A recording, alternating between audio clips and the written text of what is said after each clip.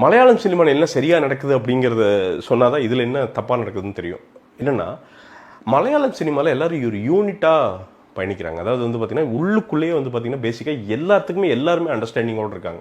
இன்றைக்கி திடீர்னு வந்து பார்த்திங்கன்னா ஒரு மம்டி சார், ஒரு மோகன்லால், இவங்கெல்லாம் வந்து பார்த்திங்கன்னா இவங்க எல்லோரும் சேர்ந்து மோகன்லால் ஐயா இவங்கெல்லாம் வந்து பார்த்திங்கன்னா சேர்ந்து ஒரு டான்ஸ் ஆடணும், ஒரு பாட்டுக்கு வரணும்னா வந்து ஆடிட்டு போயிடுவாங்க. அதை பற்றிலாம் ஒன்றும் பெருசாக யோசிக்கவே மாட்டாங்க.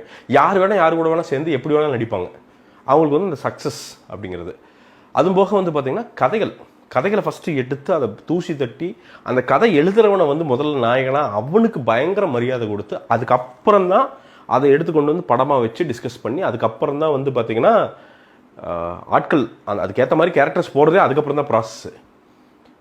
இங்கே என்ன நடக்குது அப்படின்னா நாம் நேராக பார்க்குறப்போ புரிகிறது என்னென்னா எல்லாம் தனித்தனி தீவுகளாக இருக்காங்க. ரேர்லி இவங்கெல்லாம் வந்து சேர்ந்து பேசுகிறாங்க. இப்போ இருக்கிற யங்